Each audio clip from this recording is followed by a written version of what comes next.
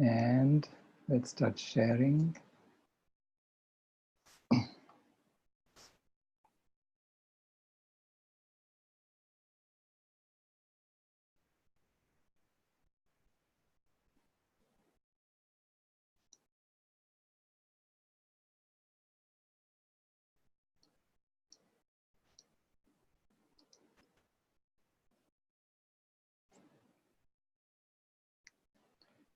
Okay, so I'm going to talk to you today about the white paper. And today's talk is basically an overview and a little bit about the background of how I came to this white paper and what happened in the past, so to get us to this situation. So this is the first part of a 6-part webinar. So the other 5 webinars are going to be about the details of the white paper. And I'm going to go into a deep dive on the literature that led to this white paper. Because everything in the white paper is taken from some peer-reviewed journal or the other. So nothing in this is something that I made up. I just took data that was there and I just showed you what it really means. So today it's going to be about the overview. Then in January, I'm going to talk about the section 2, which is how humans change climate. And in February, it'll be on how humans change carbon, the carbon cycle. Then we'll talk about sensitivity analysis in March. And then the lifestyle carbon dividend, which is the paper that we presented at the AGU in 2015. So we'll go into details on that. And then finally, I'm going to talk about the 4 miscalculations in IPCC reports. And it's those miscalculations that have led to the reinterpretation. So if you just correct for those miscalculations, you get to the results that I'm showing you. And actually the 87% figure that I'm talking about, that I presented in the white paper, comes from correcting 2 of the miscalculations and partially correcting the 3rd one. So I really haven't done all of them. I think it's going to get even worse when you do all of them. So the talk is in 4 sections. So I'll first talk about the background and context of this. And then we'll talk about marketing and how in the current system that we are in, we use marketing to tell the truth or to shade the truth. And it literally is gaslighting. So it's about, gaslighting is, making you believe something is true and it isn't, and vice versa. So that's really what's going on. And then we'll talk about the key findings in the white paper. And I'll briefly go over some supporting evidence. But the supporting evidence, the details are going to come in later talks. So the background and context. We are in a system of normalized violence. And we are in an empire. So this is the pyramidal organization of the empire. So the empire there's the helm of the empire, where there are a few people who are running the whole thing. And then we have all of us are sort of factory farmed to be in this empire. So I show it this is actually an illustration done by 11-year-old. So you can see how she drew it as caterpillars and butterflies. So the basic idea here is the very bottom of the empire is where people feel oppressed, or they're being physically oppressed. And where the very bottom is really animals. Animals are exploited like crazy in this system. And then workers who work with nature are exploited just as much, if not. For instance, a woman in India will, when she goes and produces rice, she gets paid about 5 cents per pound. And the same rice is sold in Costco for about $3 a pound. So you can see, all that labor that she did, most of the money is being made by people who moved that rice from her to to Costco. And so we have this system of normalized violence, and it has this pyramidal organization. And this is the foundation for the problems that we are facing. So and if you look at who is at the helm of the empire, you'll see the same 4 financial holding companies. And so the idea behind creating corporations is that corporations are a way to avoid responsibility for your actions. So all these major corporations have the same 4 financial holding companies at the core. And if you look at who owns these 4 financial holding companies, it's supposedly a secret, but Paul Hellyer has said that there are 52 families, and he's named them actually. So 52 families who are really running the whole show. And so this has to be done in a very subtle way, because if we say here is empire and we are the 52 families who are running the empire, people will revolt right away. So we have to be made to feel like we are in a democracy. So we are made to feel like we have say in what is going on around us. Okay, but Rousseau said that he who is a master of others is more a slave than they. So literally this entire system, even the people at the very top are slaves to the system. So they are also stuck in this machine, this factory farm. So they are the owners of the factory farm, or the runners, the managers of the factory farm, and we are all being farmed, but they are also stuck in the same factory. Okay, so this is the context in which we need to look at how the environmental problems of the world are being dealt with. So in 1992, when the Rio Summit happened, the UN identified 3 major environmental problems. First was biodiversity loss. And to address biodiversity loss, they formed the Convention on Biological Diversity. So the Convention on Biological Diversity has been meeting since 1992. Initially, it was meeting every year, and of late, it's been meeting once every 2 years. And the purpose of the Convention on Biological Diversity was to conserve biological diversity on the planet and to ensure the sustainable use of its genetic resources.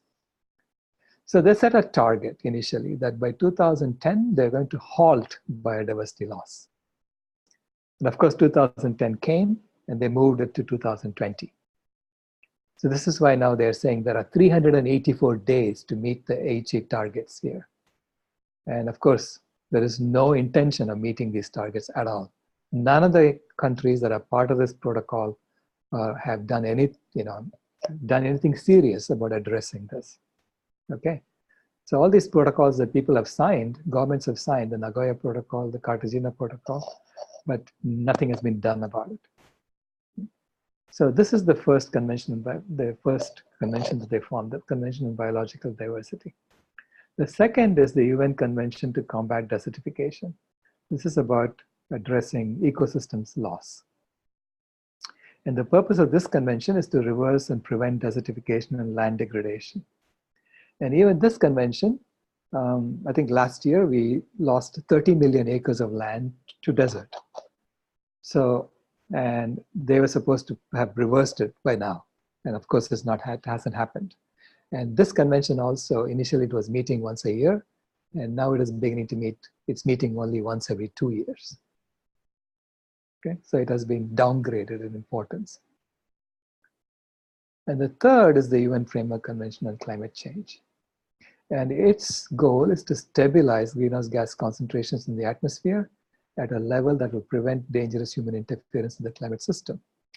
And Jim Hansen has said that this would mean stabilizing greenhouse gas concentrations below 350 parts per million of CO2 equivalent in the atmosphere. Okay, so that would prevent dangerous human interference with the climate system. So that would bring us in the zone, a safe zone where the climate is stabilized. But we are nowhere near that. Okay, so we are now, in fact, we are at 471 parts per million. I'll show you why we are there. Okay, so this is the third convention that they formed, and this convention has been meeting every year. So we are in COP25 now. Okay, so this even from a conventional climate change. Now, right at the beginning, when they formed this UN conventions, the Rio summit, President George Herbert Bush, the senior Bush, came to Rio, and he basically made one statement that derailed the whole thing. He said, the American way of life is non-negotiable. And of course, the only way to address these environmental problems is to address the way of life, especially the American way of life, which is now being exported everywhere, right? So by making this statement, he essentially put a huge spanner in the works of the environmental movement, and so that nothing really could be done. But then he also said something else, which is very interesting, because he also said something which we are now using for the solution. He said, think of every challenge we face. The solution to each is education. And it's the same for this as well. The solution to this is education. And Gus Speth, who is one of the major environmental figures in the US, he said, I used to think the top environmental problems were biodiversity loss, ecosystems collapse, and climate change. And I thought that with 30 years of good science, we could address those problems. But I was wrong. The top environmental problems are selfishness, greed, and apathy. And to deal with those, we need a spiritual and cultural transformation. And we scientists don't know how to do that. Now, he's right that we scientists, when he talks about we scientists, he's really talking about, I would say, Western scientists. See, I am an engineer. I'm an applied scientist. Okay, so I like to solve problems, and I use science and the truth to solve problems.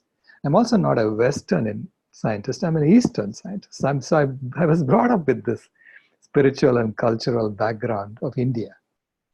So this is why I feel like, we can address this. And one of the ways we address this is by pointing out that the reason we have selfishness, greed, and apathy as the top problems is because that's the game we are playing.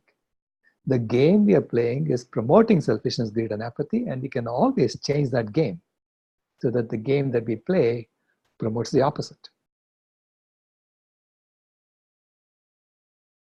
So that's the background, okay? So now I'll show you why we are stuck in this situation, because we have been marketed to, and we have been gaslighted. So meaning we have been told something is true when it isn't. And the famous example for that is the way in which our governments, I mean, this is not, corporations, this is our governments. Our governments are promoting the idea that meat is the only source of protein, okay? That you have to eat meat to get protein. So all these advertisements that the meat industry does in the US are basically government programs. So there are government subsidies for this, to advertise to us, to make us feel like meat is the only source of protein. In fact, I have to help my granddaughter with a presentation on Monday to tell her classmates and her teacher, how did she grow that big as a vegan? Where did she get her protein? Okay. Now, it's not that the USDA database shows you the protein count. So it's not like they're lying about it in the databases. They're only lying about it in the advertisements. So the advertisements are framed in such a way as to make us think that meat is the only source of protein. And then we look inside and we see, actually broccoli stalks are more protein than beef. And it blows our mind, right? So the same way, and this is why her teacher and her classmates in Kimaya's class are so amazed that she's grown so much without eating any meat. The same with, milk is calcium. Milk is the only source of calcium. This is marketing, and this is gaslighting us into thinking that we have to drink milk in order to get calcium. So it blows our mind when we discover that there are lots of foods that have calcium. In fact, every food has calcium. Every food has protein. It's a matter of how much, right? It's not whether the milk is the only source of calcium. And then you discover that there are lots of food who have more calcium than milk. And our government is in the business of growing the economy. That's really all they do. And our economy is now built on death, disease, and destruction. So our governments are basically promoting the use of all these chemicals that we pour into the environment. So none of those chemicals are regulated. So you can use any chemical you want in any product you want until a consumer proves that that particular chemical caused a particular problem. It's open season, okay? So that's the way it's regulated. So we have 250 billion tons of these toxic chemicals being poured into the environment, which it works its way up the food chain. And then they convince us to eat animal foods so that we get sick. And then they give us pharmaceuticals. And there are billions of people employed in these three industries. So we are stuck. And they're trying to grow this. So if you suddenly come and say, I don't want to eat any more animal foods, and you're just going to completely subvert this entire system and eliminate the employment for, billions of people, not just millions of people, billions of people. And so speciesism is the core oppression on which this entire economy is founded.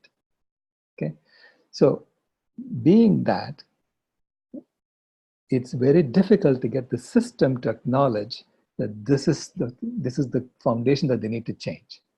The system will never do that. Okay? So in fact, if this is the reason why the biodiversity loss and the ecosystems collapse, the CBD and the UNCCD are now only meeting once every 2 years. And so they have been downgraded. Why? Because the leading cause of biodiversity loss is animal agriculture. And it's obvious. So you can see, if you look at the biodiversity biomass of wild animals and the biomass of farmed animals, you can see this is the reason why the biomass of wild animals is declining. Okay, so we know that the leading cause of biodiversity loss is animal agriculture. The leading cause of desertification is animal agriculture. In fact, every year we are burning down so much land, okay, to prevent the forest from coming back.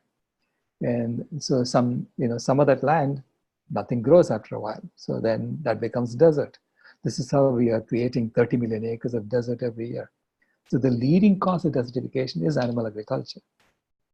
So those two environmental problems got downgraded because a leading environmentalist that I know, I actually tried to mask his face, so I want him to be anonymous until he goes public with this. Because he said this to me. He said, the world will not go vegan until the human population is down to 1 billion. So this is sort of the plan. The plan is, to engineer a decline in human population and pretend that nature did it. And the nature killed all these people. And then we can create a vegan consumerist society with the same hierarchical structure, but with far fewer people. So I don't know if this is common among the elites among the environmental elites, but this is why they don't want to talk about animal agriculture at all. So the climate change then is the one environmental problem that you can highlight, because you can then say it is not caused by animal agriculture, it's caused by fossil fuels. And we have no choice but to keep using fossil fuels. And therefore, since we have no choice but to keep using fossil fuels, unfortunately, nature is going to kill lots of people, right? So this is the story we are told. It's not anyone's doing, it's just nature causing these problems. And, but if you look at what is happening, right, in AR4, the fourth assessment report of the IPCC, CO2, carbon dioxide, was causing about 1.66 watts per square meter of heating. So this is the excess CO2 that we have added to the atmosphere since 1750. Okay, so this is like saying that the CO2 alone was equivalent to putting a 1.66 watt heater on every square meter of the Earth's surface. The other greenhouse gases like methane, nitrous oxide, HFCs, etc., were causing another 1.65 watts, about the same. 1.66, 1.65, about the same. And then the aerosols, which are sulfates, which is sulfur dioxide, and the aerosols are formed when we burn coal and oil. Those were causing about 1.45 watts per square meter of cooling. So they were cooling the earth. So overall, AR4, in AR4, they were estimating the net heating was 1.6 watts per square meter. And unfortunately, these numbers don't add up, you know. So, and I don't know why they don't add up, but this is what they said. And you can look it up in AR4. These are the figures that they have there. So they said the net is 1.6 watts per square meter. And 1.6 watts per square meter is the equivalent of a CO2 equivalent of 406 parts per million. Okay, so this is as if all of this put together was equivalent to just having a 406 ppm of CO2 in the atmosphere compared to the 280 ppm that we used to have in 1750. So, and then you look at so the way they were framing it is that, you know, the aerosols and the methane and the other greenhouse gases cancel out. So the only thing of interest is CO2, because you see, this is 1.6, this is also 1.6. So let's look at only CO2. CO2 is the major greenhouse gas because it stays in the atmosphere forever. And then they said, well, the number one reason for CO2 emissions is fossil fuels. So 85% of it is coming from fossil fuels. Only 15% is coming from land use change. So therefore, fossil fuels are the number one reason for climate change. Okay, so that is the story we are told. But then in AR5, which is the fifth assessment report, which came out like 4 years after AR4, the net heating increased. It increased from 1.6 to 2.29 watts per square meter. So in just 4 or 5 years, it increased this much, right? So that is a CO2 equivalent of 471 ppm. So this is why we have had this massive impact of climate change over the last few years. So we are seeing its impact. And why did that happen? It's not these two. These two are roughly still the same, 1.68 watts, 1.7 watts. But this decreased. The cooling aerosols decreased. And the cooling aerosols decreased because China and India started putting scrubbers on their coal-fired power plants. And so, because they don't want to have, you know, acid rain falling on their heads. So, and it's fairly easy to put these scrubbers on. And it's old technologies, and technology has been known since the 1970s. So as a result, the aerosols declined because the aerosols only stay in the atmosphere for 3 to 4 days. And so it has to be, this sulfate has to be produced every 3 to 4 days for us to keep cooling the atmosphere. So the cooling decreased, and therefore the net heating increased. Now this is coupled with the coal and oil burning. It's not coupled with methane and other heating effects, okay? So if all of the aerosols are eliminated, which will happen if everyone starts putting scrubbers on their coal and oil because no one wants to have acid rainfall on their heads, then the heating will go up to 3.29 watts per square meter, and that's the equivalent of a CO2 of 591 parts per million. Now, this is not something we want to see happen, because if this happens, a lot of ice is going to melt. I mean, people are going to die, and it is horrible. So this is basically implementing Larry Schweiger's, I mean, that, yeah, the idea that, you know, people are going to just die, right? So before we even do this, we need to have some way of reflecting more. And this is what Jamin is working on, you know, solar radiation management. And we need to get the world to go vegan so that we can start sucking this down, sucking down the CO2, sucking down the methane. So the key findings in our white paper. First key finding is that animal agriculture is responsible for 87% of human-made greenhouse gas emissions annually. So it is the leading cause of climate change, not fossil fuels. Okay, it is the leading cause of climate change.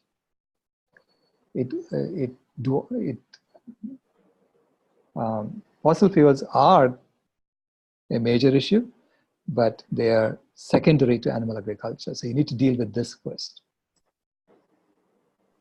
And so the summary of our finding is that, if you look at fossil fuels alone, every year, so CO2, they're emitting about 32 gigatons of CO2, according to the IPCC's calculations. And I'll show you why this IPCC's calculations are also wrong. But using this IPCC's way of calculating, is 32 gigatons of CO2 for fossil fuels, and using the same IPCC's way of calculating, it's 21.1 gigatons of CO2 for animal agriculture. So it seems like it's less, right? But when you eliminate animal agriculture and you have a vegan world, you start sucking down the CO2. So there's a negative CO2 emissions that happen. And Goodland and Hanhung had estimated that to be negative 11.5, okay? Now the FAO, which is basically from the industry scientists had calculated that to be zero. There is no negative emissions according to them, okay? So this immediately makes their numbers suspicious, that they're incorrect. So they started out by saying it's 7.5 gigatons in 2006, and then they reduced it to 7.1 gigatons in 2013. And even in that, their negative emissions was zero. There's nothing negative. Now, Goodland and Hanhung had calculated the negative emissions to be 11.5 gigatons of CO2. And then in 2019, Searchinger wrote a paper, Searchinger and co-authors wrote a paper in Nature magazine where they basically are estimating it to be about 34.5 gigatons of CO2.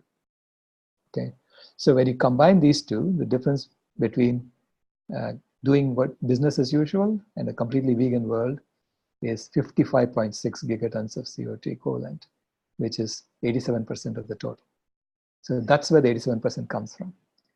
And so it begins by using Goodland and Hanhung's work and discounting the work done by scientists who are affiliated with the industry, because I'm pointing out to the fact that they don't have any negative emissions, so therefore their numbers are absolutely incorrect. Okay, so starting with that, and then starting with Goodland and Hanhung, and then correcting for this negative, because this one they had said was a lower bound. So everything in their estimate was the lower bound. They said it's at least 32.6 gigatons.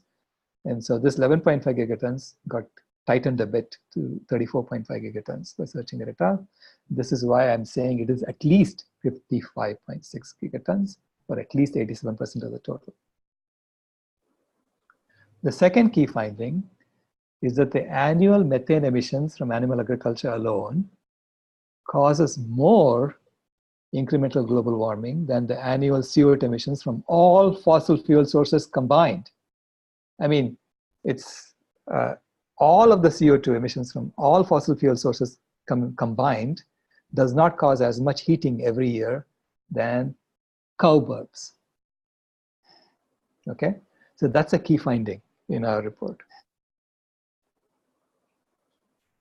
And that comes about because we have to, by calculating the annual emissions correctly.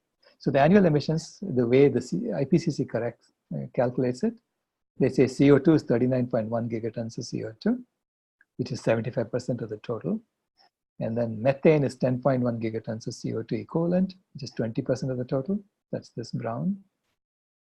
And then nitrous oxide is 2.8 gigatons of CO2, which is 5%. So that's how the IPCC calculates it. And this is how it is shown in the August 2019 report. But there are 4 things that are wrong with the way IPCC calculates it. And so I'm just using 2 of them here to correct for the IPCC's errors. First of all, the only CO2 of interest for climate change is the CO2 that stays in the atmosphere. So they're computing all of the CO2 emissions from fossil fuels and land use. I'm saying it's only the airborne fraction of 45% that matters.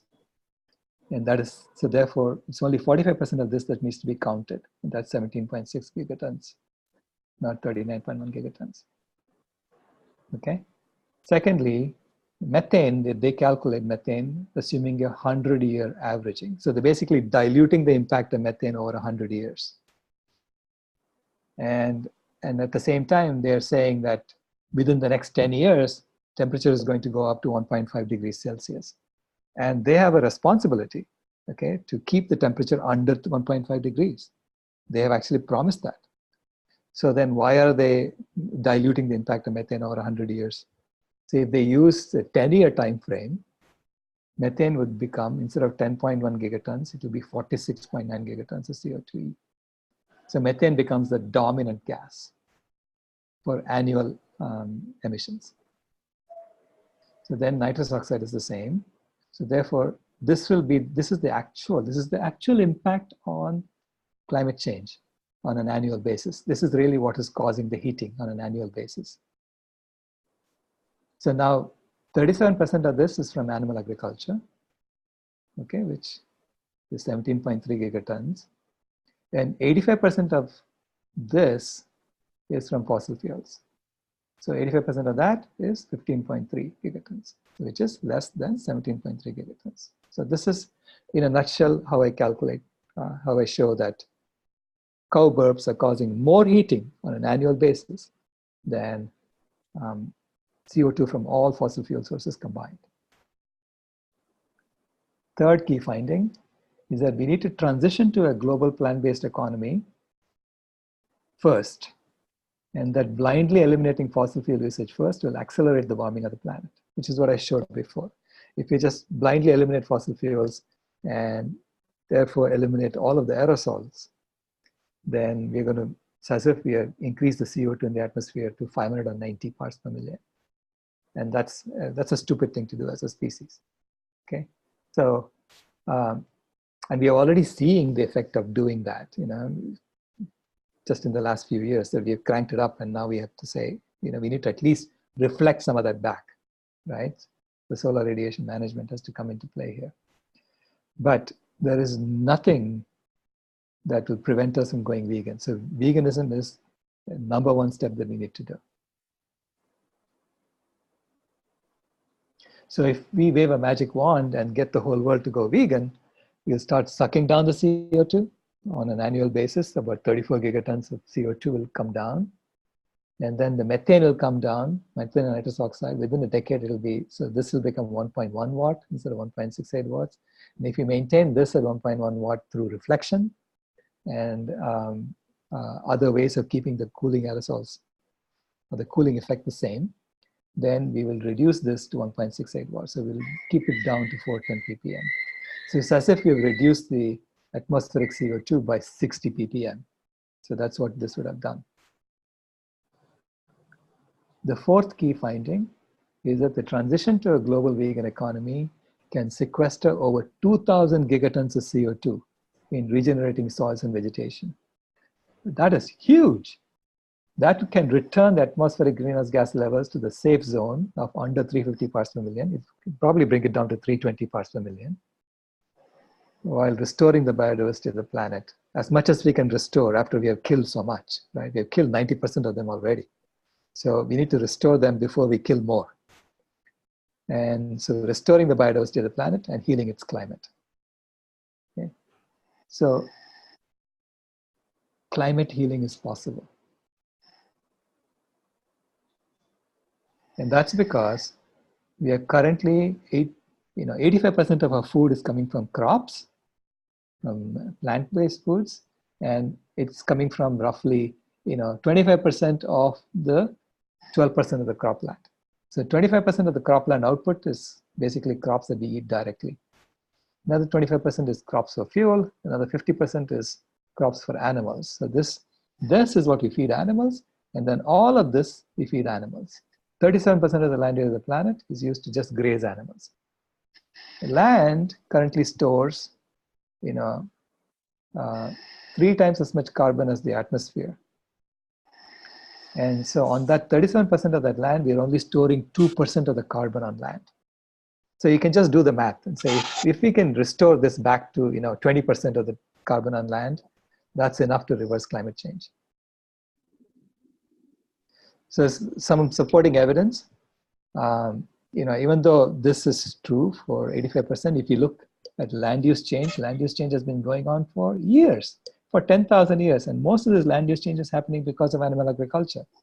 So if you just look at the cumulative CO2 emissions from 1850 onwards, you will see that land use change is actually causing, is only number 2 behind coal. And that's from 1850 onwards. If you start integrating from 10,000 years back, land use change dominates all three, all coal, oil, and gas put together. So we have extracted more carbon from land due to animal agriculture than you've extracted more carbon from land due to fossil fuels. Okay, so we have extracted way more carbon from land for animal agriculture. And so therefore, restoring the carbon back on land by eliminating animal agriculture can reverse climate change. So this is how they show it. Ultimately, what's important is what is added to the atmosphere. That is what causes climate change. Okay, all the red arrows are things that we do, that we have done. And so it's really marketing to put these red arrows along with the other black arrows and to separate these red arrows out so that you focus on just fossil fuels. Well, what about this? This is 11.6 gigatons. That's greater than 7.8 gigatons. So why isn't that being separated out? Right? So it's about showing us the right thing so that we think it's fossil fuels, so that we get distracted from doing something that would upset the system, which is going vegan. But we need to do it. Otherwise, there is no way out for us. Otherwise, we're going to sit around watching 7 billion people die. And if you look at the global land carbon stock, you will see where the land carbon stock is low. It's low where animals are being raised. And so if you just eliminate animal agriculture, you can reverse this. And you know why it's low here? Because we keep burning. Anytime forests are trying to grow back, we burn it down to maintain the grazing land. So these are the fires that were set in just 10 days, May 1 to 10, to maintain the grazing land for cattle. Okay? So all we have to do is stop burning, and then the forest will come back. So, and this is the lifestyle carbon dividend paper. I'll go through it in detail, and this shows you why we come up with these numbers. And here's the chronology of events that happened. I've been following this from 2006 onwards. So in 2005, Alan Calvert wrote a paper showing that livestock breeding alone is responsible for 8.8 gigatons of CO2. And this is, I think, what prompted the FAO to write its long shadow report. And they claim that the livestock sector is only responsible for 7.5 gigatons of CO2. So they completely discounted this 8.8 because that's part of the negative emissions they didn't want to count.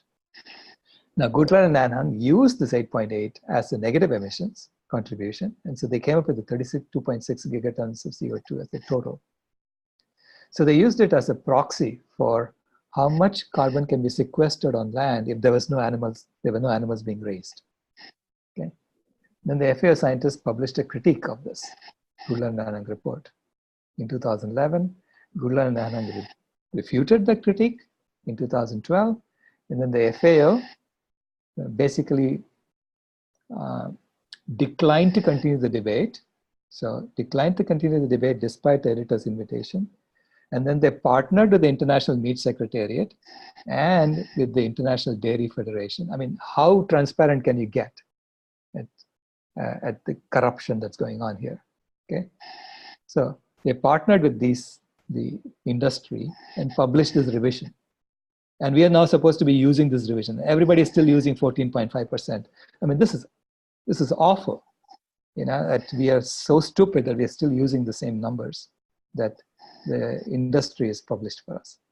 So then in 2019, Searchinger published a carbon opportunity cost paper, which came up with a more accurate estimate of the negative emissions that will happen if everyone goes vegan.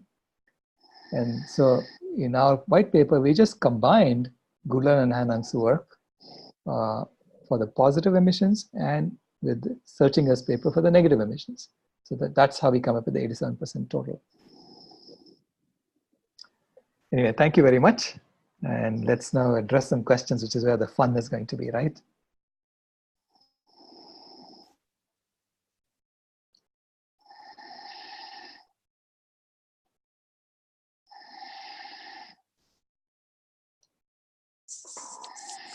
Hello, Silas. It's Miles.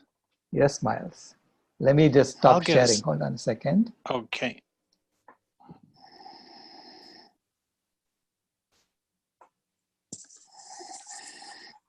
I've got a few points, but I'll just make one at a time. Right. The first point is, this is the sign I took downtown on Friday. Thank you. Thank you. And you're very welcome. My pleasure. Very quickly, just for a suggestion, as an alternative to saying to people, you know, you need to become vegan, an alternative way to express it is to say to them, live vegan for life. The difference is allowing them to adopt vegan as a verb rather than having to say, I am vegan as a noun or an identity. Right. Not that I'm saying anything's wrong with those who say I'm vegan as an identity, but it might be more palatable to present to people that they can live vegan for life, and consider it that way. Very quickly, I had a conversation with a gentleman when I presented this sign at this climate strike, Fridays for Future, and he said to me, well, it's not that simple. When I said, you know, could we adopt a plant-based diet? I quickly explained who you are and your background and your analysis. And again, he said, well, it's not that simple. And I said, well, really, it is. And encouraged him to look at the report, which he said he would do. So maybe we'll have a convert. Thank you very much. Thank you. Thank you. Yes, Rebecca. Good morning. Thank you. The question that I have, or one of the questions, is about CO2, and I know I could read more about it, but from what I understand, carbon dioxide dissipates in 2 years to thousands of years.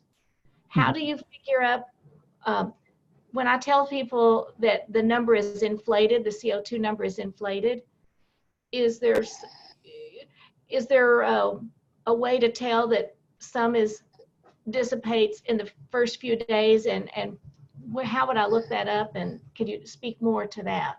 Right. Hold on a second. Yeah, so if you look at how much CO2 is being added to the atmosphere every year, right? So there is a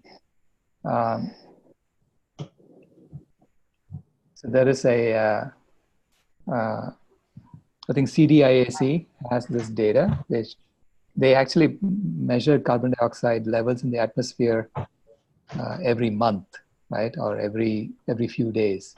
So you can track that, and then you can track the average. And you see how much is it increasing year by year. Okay. And for every part per million that it increases, that's like adding 7.8 billion tons of CO2 to the atmosphere. Right? So, and every year we are adding only about 2.25 parts per million. Oh. Right? So that tells you how much we're adding.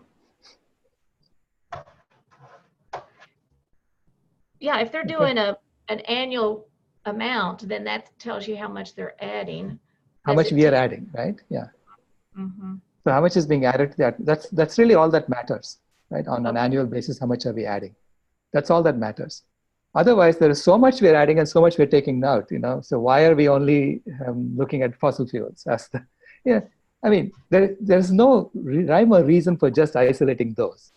What we have to isolate is what is in the atmosphere. Yeah. Okay. So that's why I say it's only the airborne fraction that matters. only the airborne fraction. Thank you. Yeah, matters. Okay. Yes, I have a question. Yes, Keith. I'm also related subject. I'm concerned about the half-life of CO2 because I know that you like to say that it's essentially forever, but I've heard other people give contradictory estimates of saying that the half-life of CO2 in the atmosphere is about, oh, say, a century or so. And so if it is a century, or even 500 years or something like that, then most of the CO2 which was emitted in pre-industrial times is essentially gone now. Do we have any actual data or sources that we can quote to say, no, it's actually much longer? I know that weatherization is very, very long. It's like tens of thousands of years. But I'm wondering if is there any other process of breakdown or removal that we can expect to have? Yeah, so Rudiman has a book that you can read up. Rudiman's book, he talks about other processes for CO2 removal. And so it could be like what happened in the pre-industrial era was that the CO2 that we are pumping into the atmosphere from deforestation was being absorbed by the peat moss in the Arctic. Okay, so the peat moss was growing and sequestering all that extra CO2. So then we didn't even see an atmospheric rise in CO2. It kind of kept constant around 280 ppm, with minor blips here and there. And then when we started pumping fossil fuels, that's when the peat moss basically said, I'm done, I'm not sequestering anymore. And it started going up, right? The CO2 levels started going up in the atmosphere. So right now, some of it is being taken up by ocean. Some of it is being taken up by land, because as the CO2 levels in the atmosphere go up, the land becomes, forests start absorbing more CO2. Trees start absorbing more CO2. Okay, so that's another mechanism by which CO2 is removed from the atmosphere. Other than these, the weathering is on the order of 100,000 years. That's a very slow process, okay, rock weathering mechanism. And so that is the long-term way in which nature takes care of excess CO2 in the atmosphere.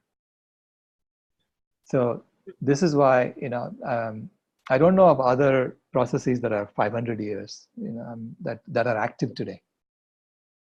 Okay. Yes, I was just throwing that out as an example. So peat moss stopped absorbing CO2 back in, I don't know how long. I mean, is it possible that this is still going on, that there's still peat moss somewhere being created? It's growing. I mean, it's possible that it's growing, but they don't, they haven't been able to isolate that. What we know is that they have found that peat moss increased by about 300 gigatons of carbon between 8,000 years ago and 1700. So it stored like 330 gigatons of carbon in that time span. And that's when we emitted around that much carbon by deforestation. Yeah. So in a way, nature kind of compensated for us. And so now she's saying, okay, here is all this extra land that you can reforest and bring back this forest. And when you do that, I'm not going to burp out the peat moss CO2 back at you. So you have a way to stabilize the climate, right? Yeah. Yes. Yes. Okay. Fine. Thank you. Sure. Dr. Seilich? Yes. This is Maria Prodis. Thank you so much for this wonderful speech. I have a question for you. This regenerative agriculture is the new research that the government is now supporting. And, regenerative agriculture, we know that it is not working, it's not going to help for fighting climate change. And can you tell me why it's not working?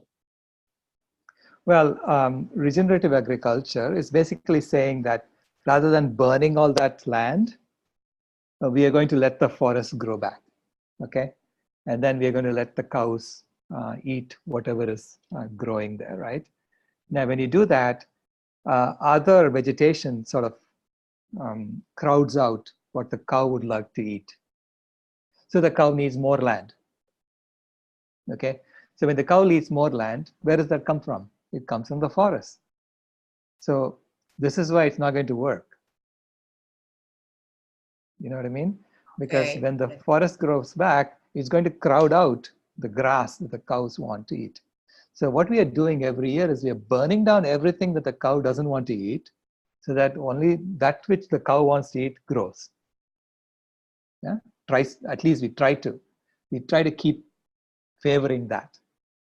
Yeah. And so when we talk about regenerative agriculture, where we don't burn, then you will need more land for the same number of cows that you're growing. Yes. And so this is why I'm going to talk about this in detail on January Yes. 18th. I have Okay. I'm giving a talk called the Humane Hoax on the Humane Hoax Annual Summit. Okay. So where I will be addressing regenerative agriculture in more detail. Oh my goodness, yes. I would really, really be interested to hear what you say in details. Sure. Okay. Thank you so much, Doctor. You're welcome.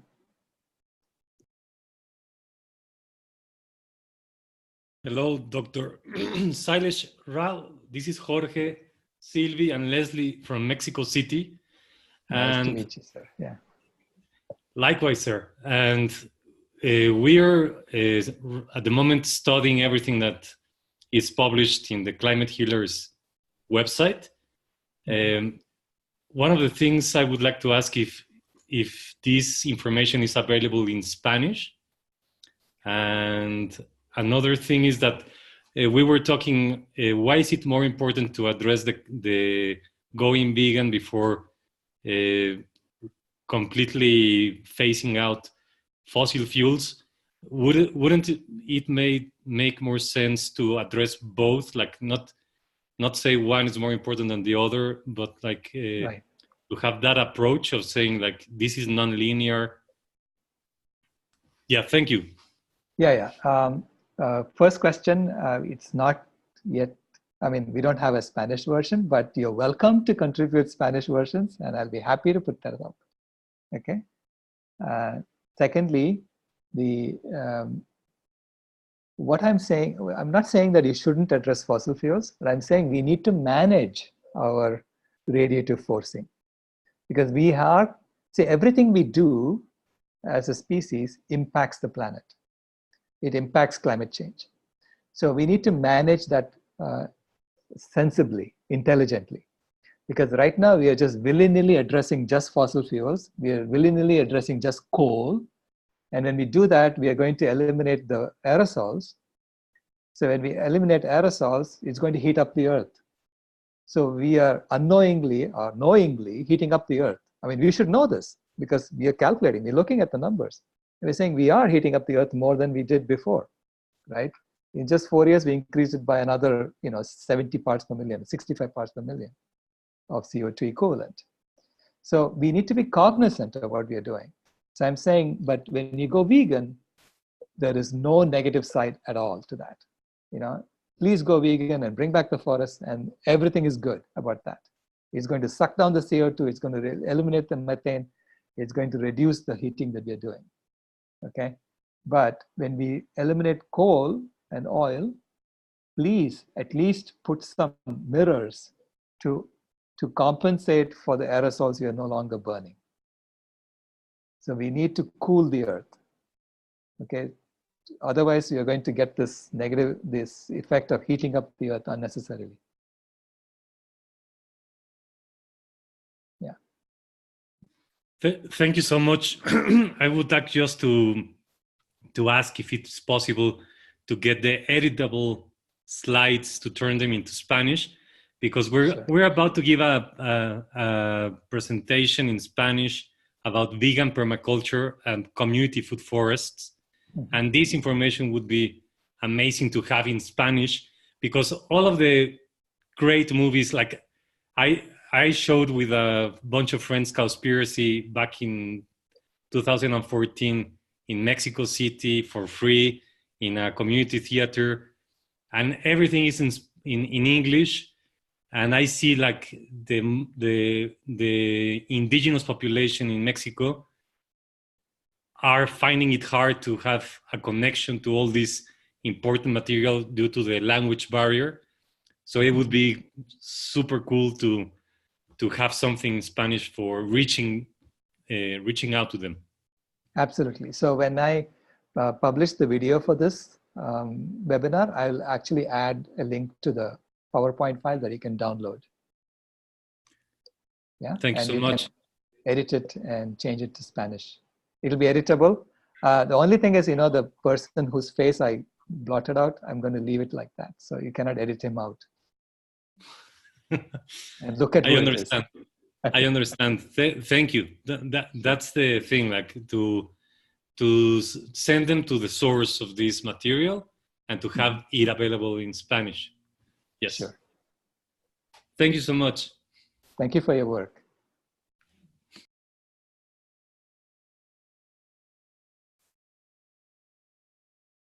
Any other questions? Miles Hi, again. Doctor. Oh, go ahead. Yeah. Can I go ahead? Yeah, sure, Harsha. Okay. So my question to you is, have you tried presenting this data to Fridays for Future and these people who are very active into this environment activism? Yeah, we've been trying to get to them. We have been trying to reach them, but it's very difficult to talk to people who don't want to hear you. So we need people who are willing to listen first. So we are, the people in the Animal Rebellion, they have taken our white paper and they are publishing it. They are forwarding it around. So there is traction there, but some of the Fridays of the Future, I think they are sort of part of the same older way of looking at things, who are waiting for the current system. So they're looking for a solution within the current system while maintaining the empire. I can understand. Here in Mumbai, I tried to approach them quite a few times and no one has shown any interest in at least hearing out what I'm trying to say. Right. Yeah. Ultimately, we have to keep telling the truth, and then eventually people will have to listen. It's about education, right? So.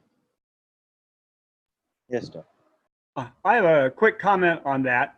I was actually on a Zoom interview with some people at Fridays for Future, and we raised the question of veganism and mentioned climate healers. And my impression is that at least the people I talked to, which included some, I've forgotten her name. I actually made some comments on Basecamp somewhere, which you should look at, which you could look at. But they seem to be quite open to it, and they said that about half of their leadership was vegan, but that the reason they're not going for any solutions, they're not going for a Green New Deal, they're not going for anything. They're just putting forward the simple demand, to do something, to declare a climate emergency, because he said the politicians, and listen to the science, which of course, so we can affect the science. So my impression is that they would in principle be open to it, but they don't see any political advantage to saying anything one way or the other, because nobody's going to listen anyway. So they're just putting forward the demand. They're just going to disrupt everything until the climate leaders start paying attention. That's my impression of their view. But in principle, I think they'd be open to this. And I think if we address them sort of on the side, I think we could convince them. Right. Oh, and I would also, Greta Thunberg herself is vegan, as you probably know. Right, yeah. I mean, they're vegan, but like Al Gore is vegan, but he's got 0 slides on veganism in his 542 slides that he gives to his people. So it's like you need to be active. You need to talk about it. You need to promote it. because ultimately this is what Gandhi said, there is no social change without personal change. We have to have the personal change aspect of it if we are demanding social change.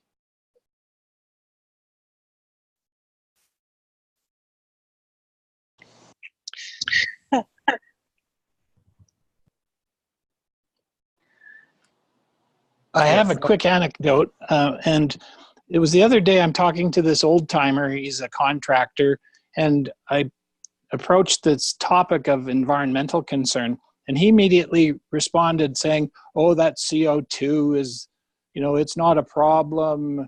It's plant food." And then he brought up that he said, there's that letter from 11,000 scientists saying CO2 contributes to global warming. He said to me, he says, well, there's 5,000 scientists who say it's not a problem. So I knew immediately I'm not going to reach him talking about greenhouse gases. But what I said, well, there's climate healers, and Dr. Rao has done an analysis that the reason for collapsing animal populations and insects is because of our environmental impact, and that by living vegan, we can save those remaining wild animals. And he immediately said, "Oh, that's wonderful." And he starts telling me about how smart pigs are, and how when he was on a farm, there was this little pig walking around with him, like a companion. And why do we eat pigs if we don't eat dogs? He's telling me all this. And now he's all on board. And I said, well, we want to get onto this quickly, because 2026, the analysis shows, will be near zero for wild animals. So an important thing to think about when talking to people. Right? Yeah, thank you. Thank you, Miles. Yeah, so it's about addressing all of them, right? So I was just focusing on climate change because that's the story we are told. We are told only look at climate change. That's the biggest issue. When in reality, they're all big issues. So it's all saying we need to change our lifestyle. Hello, if somebody else doesn't have a question, I have another one. Sure. Thank you, Miles, for that story. I saw it online. The radiative chart that you have in your paper, you showed us 2 radiative charts today, right? One, and I'm wondering, one is what the IPCC came up with, and is the second one yours? No. So the first one was from the 4th assessment report, which is the IPCC report from the previous IPCC report. Okay. And then the next one is from the 5th assessment report. So I'm showing the progression in their own calculations. Okay. Also, compared to what I was showing in the white paper, I've combined the black carbon and the organic carbon together. So this is why the numbers don't match in what I'm showing. I see it. Yeah. Because it turns out that black carbon and organic carbon are coupled, meaning when you emit black carbon, you're emitting organic carbon. So the 2 go together. And so I put them all in the aerosol portion. Otherwise, it's the same figure that I have in there. Yeah. Okay. Thank you.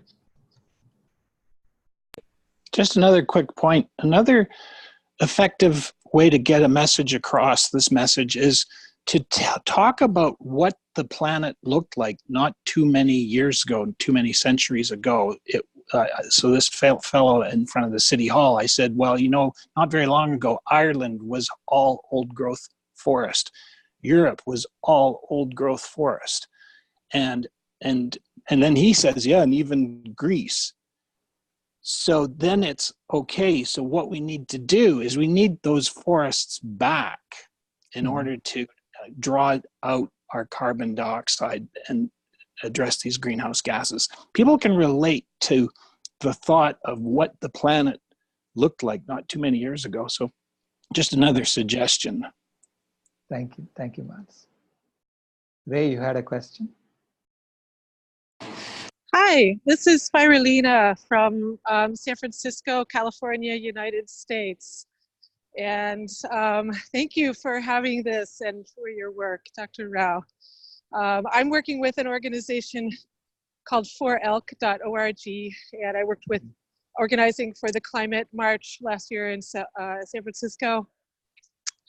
The climate march work started with needing to get a voice in our activist community about animal agriculture because it doesn't exist basically.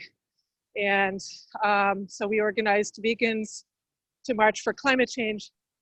And now I'm working with this issue of our national parks where the political corruption is really, really getting in the way of some really easy changes we could be making that would preserve a biological hotspot, that would, help to be it could be a model showcase at Point Reyes National Seashore of restoration for carbon sequestration.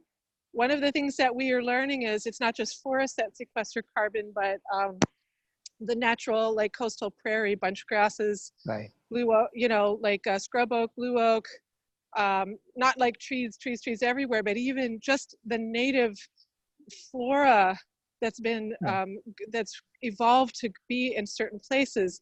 The native bunch grasses go really deep, and there's a lot of different places in America that were covered with these native bunch grasses. The roots are like 7-10 feet deep, and the native browsers and grazers only eat the tops of the plants and then they move on. So the plants are perennial. The huge fires we're having in California right now are directly linked to the devastation that the cattle culture brought when they removed all of those native bunch grasses and introduced European grasses that are short-rooted, and the cows basically lift everything out by the roots and leave a devastation everywhere. And we're dealing with politicians that are saying that they're working for climate change and environmental purposes, and yet they're directly working with ranchers to try to benefit them also. It's completely egregious. And yet even within our own working group, we have non-vegans who are completely unwilling to even listen to the science about climate change and animal agriculture.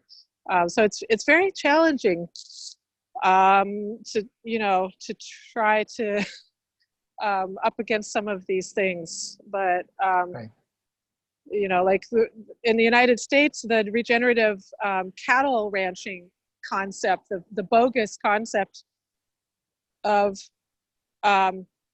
regenerative grazing is really catching fire with politicians. It's like a soundbite word, and the word regenerative sounds so good. Everybody goes, oh, it's regenerative, it must be good.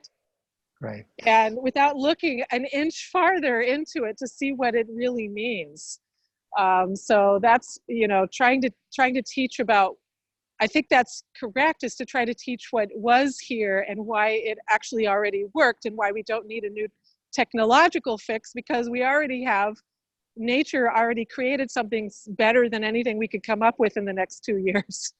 Right. Absolutely. And so I really appreciate the work you're doing, and any way I can help with it, we're there. And I love the idea that it's going to be translated into lots of languages so we can share that too. Thank you. Thank you. Thank you.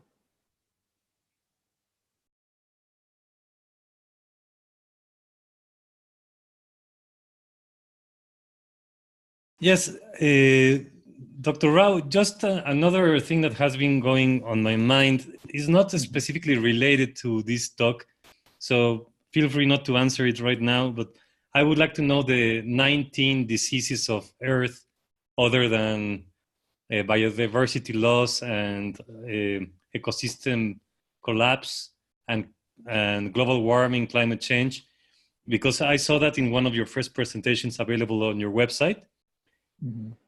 Related to the non-commutable diseases that the current humans in this culture are suffering, right? So you were saying something like comparing so many diseases in humans and a comparable number of diseases in the planet. But I haven't been able to find those 19 other than the graphic that is not really visible in the smaller text. So I wanted to take this opportunity to ask you directly about that. Can you send me an email with the details, and I will look into it.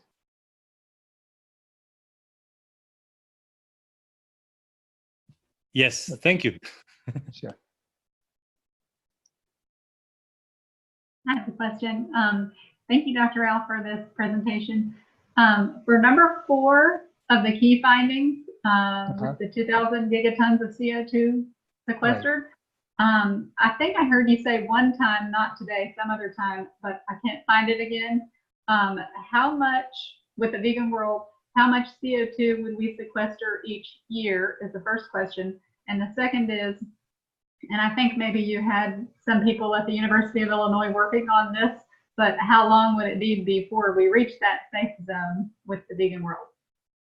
Right. So this is why with Searchinger's data, so if you assume 34.5 gigatons of CO2 per year, then you get to 2,000 gigatons in 70 years if you keep doing that, right? But it's not going to be a linear one. So you're going to sequester a lot in the first 20 years, and then it's going to slow down and reach so the 2,000 gigatons is more or less the total when it's reached maturity. Okay, thank you. So, and I think all these estimates that we are coming up with are all ballpark estimates, and ultimately, I think as human beings, we can actually do better than this when we put our minds to it, and we can actually start.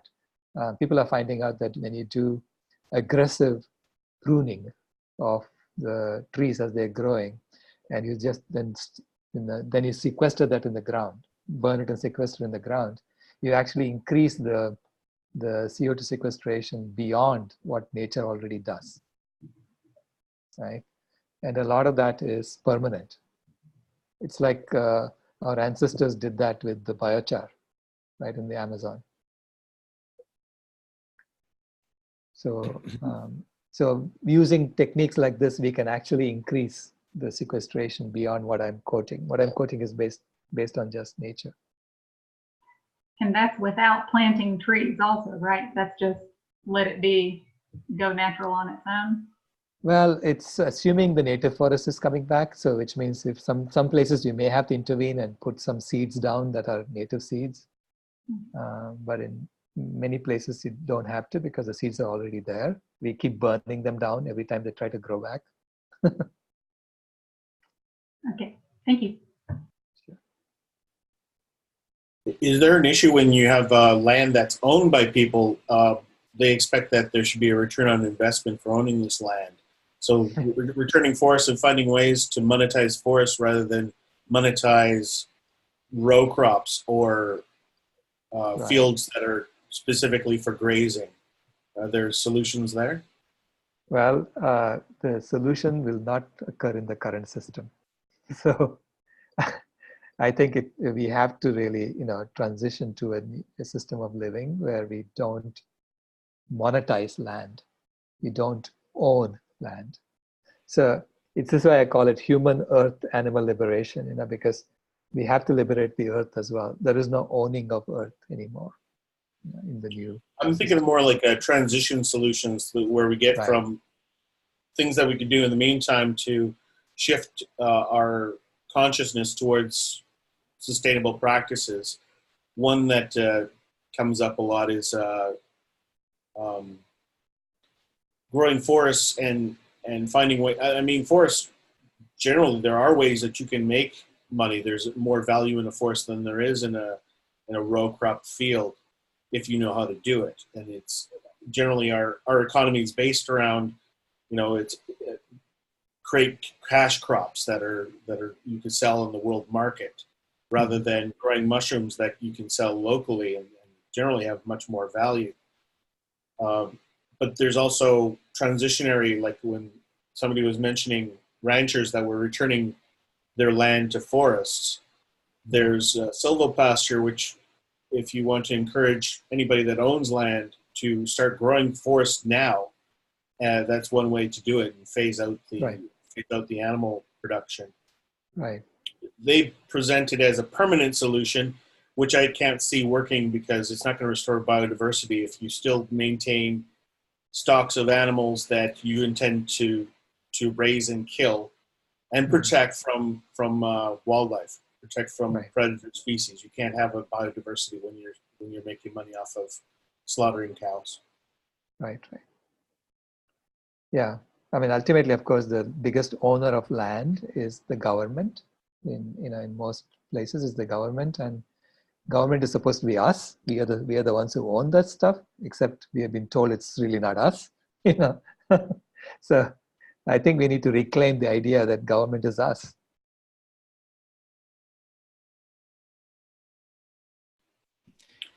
You mentioned that. We just sorry, go ahead. I thought, okay.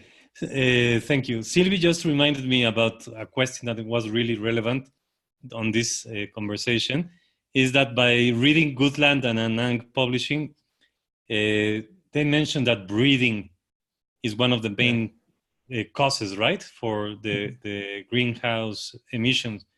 Right. So, like, we have been attacked many times of like, you're not really vegan because you want the cows gone. Because like the vegan world is a utopia. It can't be done without killing the cows. So, in your perspective, where would these 1.5 billion cows be in a vegan world in this context of such an attack? No, like, do we want them dead and like, I mean, stop breeding? No inhalation, no exhalation, no cow yoga. No? So, yeah. No, I mean, I would say we need to stop breeding them first. Stop producing them first. And so, because the cows that we have, they don't live that long. We are killing them as soon as they reach 18 months or 15 months. And for dairy cows, it's 4 to 5 years. We are killing them.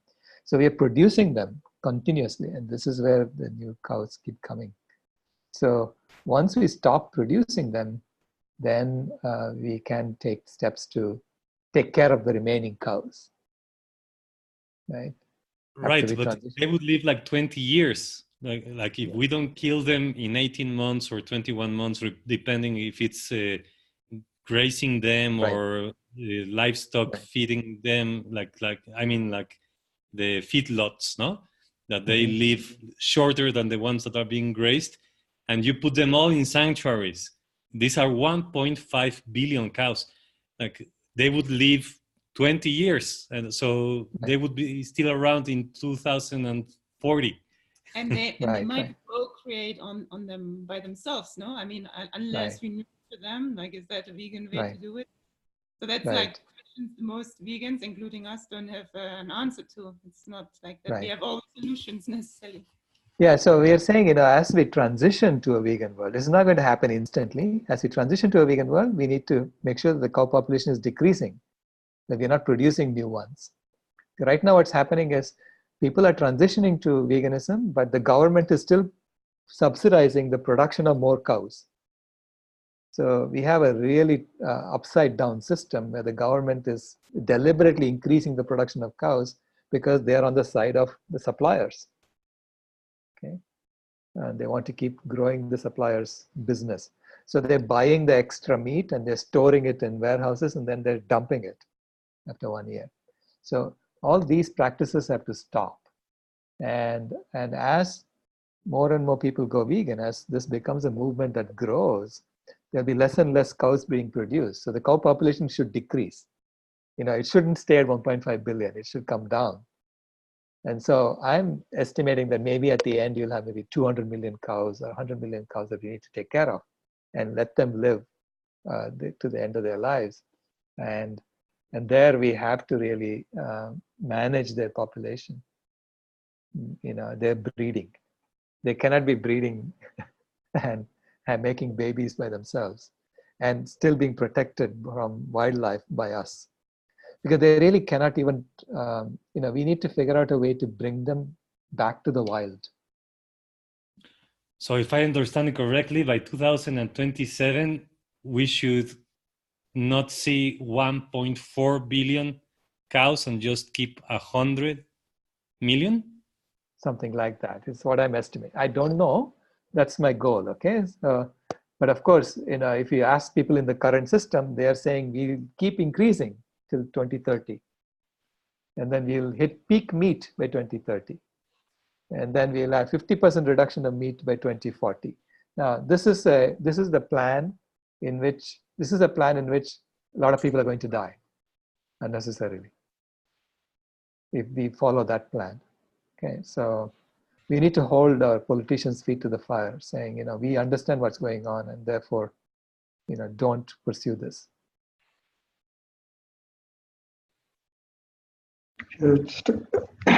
Thank you.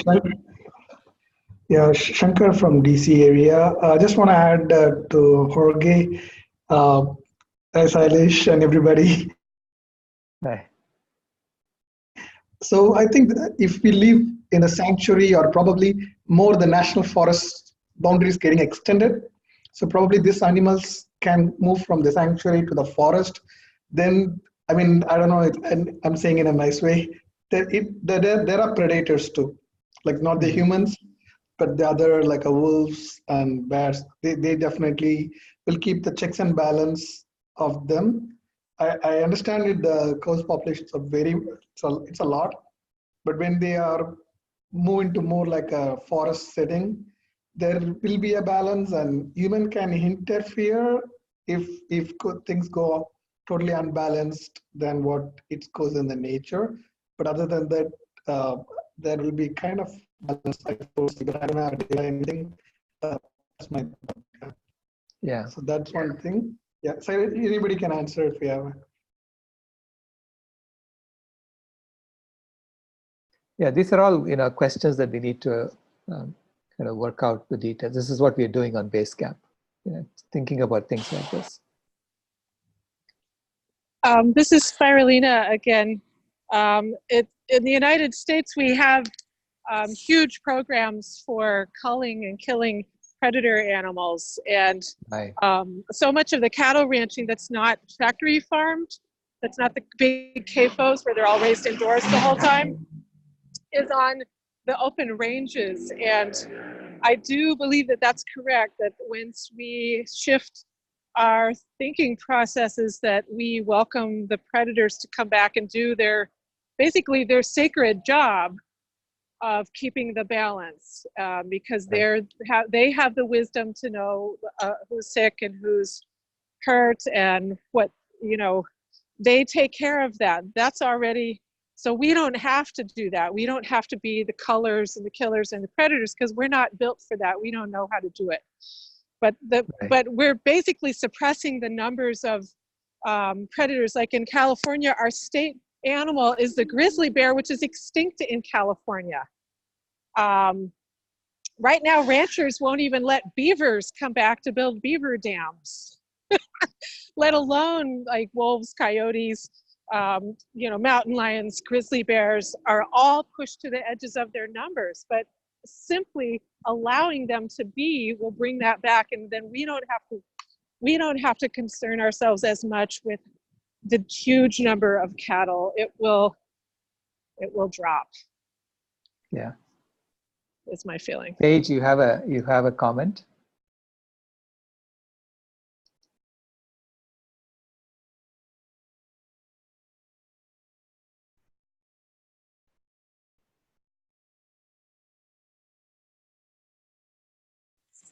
I'll make another quick comment.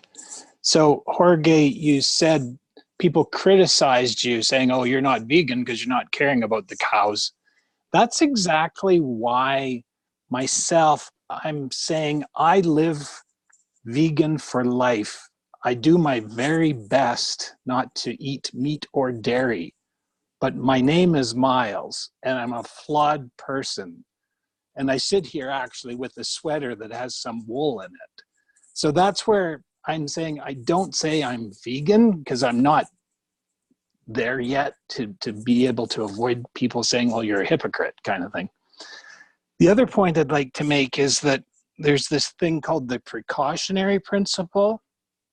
And that means if there's something that a person can do that could possibly make a big impact, you are obligated to do it. You know, so for myself, I'm one person in my family, even my extended family, that has said I'm living the vegan life, avoiding as much as I can meat and dairy. I'm the only one, but I am doing it for them. I'm trying my best, but I am a flawed Miles. Thank you. Thank you, Miles. Okay, thank you all. I think I'm going to close now. There are no other questions. And, I did have a question about, you mentioned the FAO kind of stepped in and took the keys to the agricultural data. Right. And I think it's a bit of a trick that they've mired the conversation to this percentage issue in the first place, because they just want to concentrate on half of the carbon cycle, just the emissions going up, not the opportunity of bringing carbon down or preventing emissions from happening. I'm wondering if now is the time to say that we need to start the debate from 87%, start with the white paper, ignore their contributions as patently biased. The FAO wasn't asked to provide the information for the original 18%. Right. It was offered by the industry, which it should. Everybody should have flags going up saying, "Well, that's biased. That's not real science."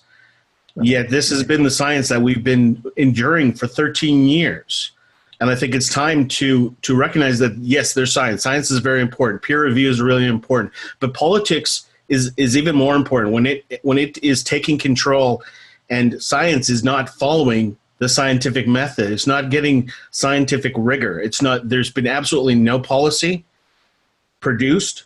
Like even 18% of conversation hasn't been about animal agriculture. 14.5% of policies haven't been about agriculture. It's been clearly a game to just establish that this low percentage that they feel is low enough to ignore, and that's all they've done is ignore. So I think that introducing this 87% is a very important starting point, and then we can use that as a haggling point to realistically look for solutions, because this is when you're looking for solutions, you look for those opportunities to avoid, to those opportunity costs to try to reforest afterwards. Those are parts of a solution, and they don't exist right now because solutions really aren't on anybody's political mind. Who wants to be the politician who introduces the vegan law of 2020? Right? There isn't anybody. Nobody's going to step up. Right. So it's really up to us to take a bit of the science back from the policymakers and make decisions for ourselves. Absolutely. So thank you for the 87%, Selesh. It gives us a good place to start from. Yeah, this is a tool I'm giving you. So go bang people's heads with it. Okay, thank you very much. May I just add to, I think we as a population, everyone in the world, scientists, governments, politicians, you waste so much time on just debating on these numbers, on these percentage numbers. It doesn't matter whether it's 87 or 16 or 15%. Every percent is too much. I mean, we've seen the changes, and it's not only greenhouse gas emissions, it's biodiversity loss. Right. So instead of using something that is clear for everyone, there is too much emissions, no matter where they come from, look for the easiest solutions, like not debate on these numbers, but one of the easiest solutions is to look at land use and agriculture instead of looking for technical solutions that again require extraction from minerals and other things. Right. So yeah, I think this debate has been going on for years, and there's even still fighting about whether climate change is real, like whether this whole focus on climate change is just too much focused on one side, like all the other implications like biodiversity loss and like the pollution of rivers, that's so clear to everyone. So I find like we need to stop these pointless discussions. But yeah, I'm probably not the one that stops it, but everyone needs to start thinking about this. Right. Thank you. Thank you all very much.